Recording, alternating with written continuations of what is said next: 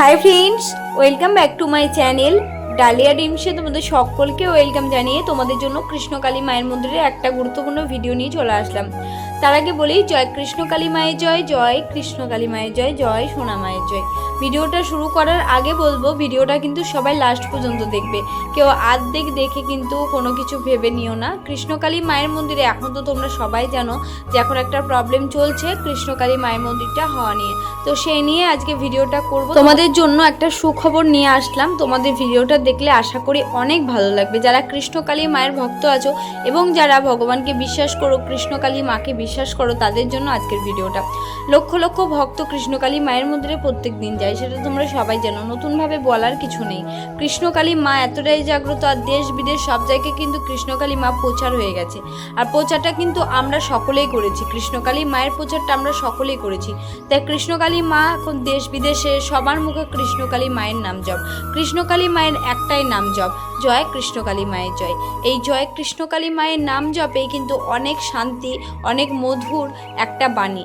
জয় কৃষ্ণকালী মায়ের জয় এই নামে কিন্তু আছে সকলের মনস্কামনা পূর্ণর একটা দিক। তো সবাই কিন্তু এই জয় কৃষ্ণকালী মায়ের নাম জপ করেই কিন্তু অনেকের রোগ ভালো হয়েছে, অনেকের মনস্কামনা পূর্ণ হয়েছে, অনেকের কঠিন সমস্যার মধ্যে থেকেও কিন্তু সহজভাবে সে সমস্যা থেকে বেরিয়ে আসতে পেরেছে।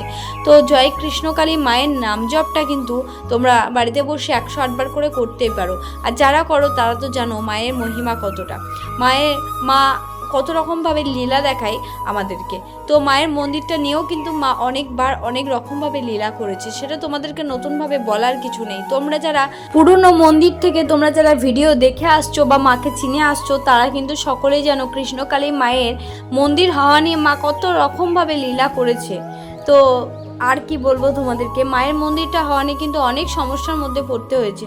মায়ের মন্দিরটা অনেক জায়গায় ঘুরে ঘুরে এসে এখন তোমরা জানো নাদরা বৈকুণ্ঠপুরে মায়ের মন্দিরটা হয়েছে।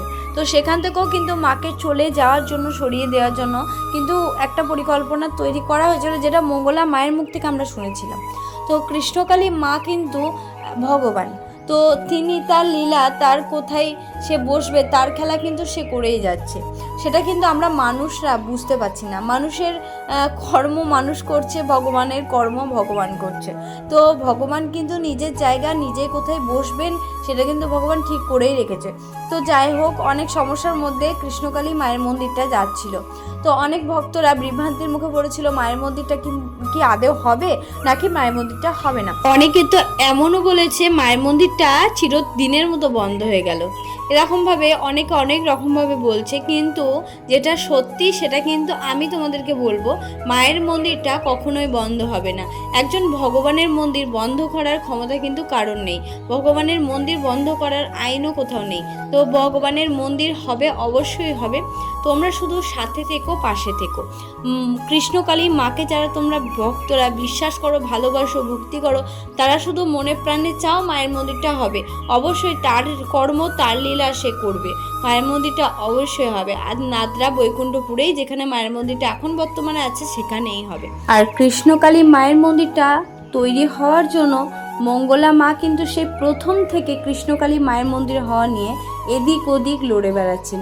কৃষ্ণকালী মায়ের মন্দিরটা যাতে সুন্দরভাবে হয়, মাকে যেন আর কোথাও না উঠে যেতে হয়, তার জন্য কিন্তু মঙ্গলা মা অনেক পরিশ্রম করছেন। আর তোমাদের জন্য অনেক বড় একটা খুশির খবর, মায়ের মন্দিরটা কিন্তু হবেই। আর কৃষ্ণকালী মায়ের মন্দিরটা কোথায় হবে তোমরা খুব তাড়াতাড়ি জানতে পারবে। তার জন্য প্রত্যেকটা স্টেপ বাই স্টেপ এগিয়ে যাচ্ছেন মঙ্গলা মা, আর সব কিছুটা কমপ্লিট হচ্ছে যতটা আমরা জানতে পেরেছি। তো অবশ্যই মন্দিরটা খুব তাড়াতাড়ি সুন্দরভাবে হোক, এটা আমরা চাই, আর অবশ্যই হবে। তোমরা সবাই যারা চিন্তা করছো এবং যারা ভাবছো যে মায়ের মন্দিরটা কি আদৌ হবে নাকি কৃষ্ণকালী মাকে আমরা আর কেউ দেখতে পাবো না, অবশ্যই তোমরা দেখতে পারবে। মায়ের লীলা খেলা মাকে কখনো এত ভক্তের ভালোবাসা পেয়ে মা কি হারিয়ে যেতে পারে? কখনোই না। মঙ্গলা মা এবং কৃষ্ণকালী মা দুজনেই থাকবেন। আর মঙ্গলা মা কৃষ্ণকালী মাকে রাখার জন্য, মন্দিরটা হওয়ার জন্য অনেক মানে লড়ছেন, দূর দূরান্ত থেকে ছুটে যাচ্ছেন, যেখানে যাওয়া সেখানে যাচ্ছেন, তো অবশ্যই মন্দিরটা হবে। আর কৃষ্ণকালী মায়ের মন্দিরে এখন বর্তমানে যেখানে আছেন মায়ের মন্দিরটা নাতরা বৈকুণ্ঠপুরে, সেখানে কিন্তু 4 থেকে 6 হাজার ভক্তের জন্য মঙ্গলা মা কিন্তু বেশ বড় করে প্যান্ডেলের ব্যবস্থা করেছে, যাতে ভক্তরা রাত্রিবেলায়, অনেক ভক্ত কিন্তু কৃষ্ণকালী মায়ের মন্দিরে রাত্রে থেকে সকালবেলায় লাইনে দাঁড়িয়ে সকালবেলায় কিন্তু পুজো দেওয়ার ব্যবস্থা করে। আর এখন যা গরম বেড়েছে, এখন যা রোদের তাপ বেড়েছে, তো সেই কারণে সেই রোদের তাপের জন্য কিন্তু মঙ্গলা মা 4 থেকে 6 হাজার মানুষের জন্য একটা ছাউনির ব্যবস্থা করেছে, চারিদিকে প্যান্ডেল দিয়ে ঘিরে একটা ছাউনির ব্যবস্থা করেছে। বেশ ভালো কাজ দেখলাম, যতটা অনেক ভালো লাগলো দেখে যে 5 থেকে 6 হাজার মানুষ ওখানে গিয়ে সুন্দরভাবে দাঁড়িয়ে থাকতে পারবে, তাদের কোনো রকম প্রবলেম হবে না। মঙ্গলা মা এবং কৃষ্ণকালী মাকে দেখার জন্য 5 থেকে 6 হাজার মানুষ নয়, তার থেকেও বেশি সংখ্যক মানুষ কিন্তু মঙ্গলা মায়ের মন্দিরে, কৃষ্ণকালী মায়ের মন্দিরে আসে।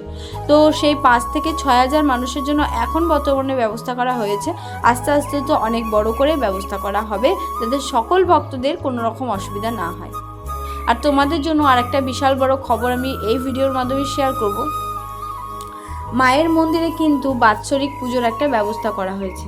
সেই বাৎসরিক পুজোটা কবে হবে, সেদিন মায়ের মন্দিরে আসলে তোমরা কি সুবিধা পাবে আর কি সুবিধা পাবে না, সেই সব কথা এই ভিডিওর মাধ্যমে শেয়ার করব।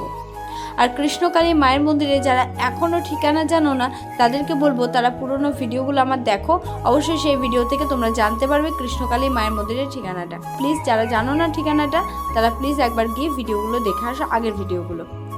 তো তোমাদের সাথে শেয়ার করব কৃষ্ণকালী মায়ের মন্দিরে বাৎসরিক পুজোটা কবে হচ্ছে, দিনটা কবে ঠিক করা হয়েছে।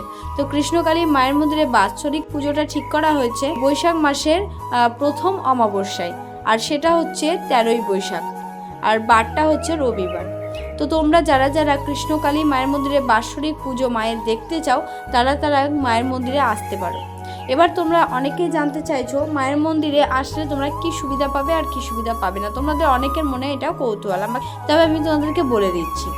কৃষ্ণকালী মায়ের মন্দিরে তোমরা যদি এই বাৎসরিক পুজো দিনে আসো, তবে তোমরা অনেক রকম সুবিধা পাবে, অনেক কিছু দেখতে পাবে। সেই সুবিধার মধ্যে একটা হচ্ছে মায়ের ভোগ প্রসাদ কিন্তু তোমরা সকলেই পাবে, এবং পেট ভরে বসে তোমরা খেতে পারবে।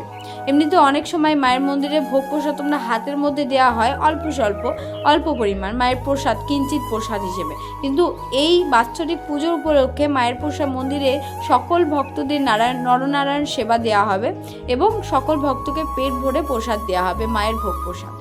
আর কৃষ্ণকালী মায়ের মন্দিরে এই যেদিন মায়ের বাৎসরিক পুজো আছে, সেদিন কিন্তু তোমরা যেটা পাবে না, সেটা হচ্ছে মঙ্গলা মায়ের ত্রিশূলের ছোঁয়া যেটা দেন, সেটা কিন্তু তোমরা পাবে না, কারণ সেদিন মঙ্গলা মা ত্রিশূল হাতে তুলবেন না। সেদিন মায়ের যেহেতু বাৎসরিক পুজো, তাই মঙ্গলা মা কিন্তু অনেক কাজে ব্যস্ত থাকবেন।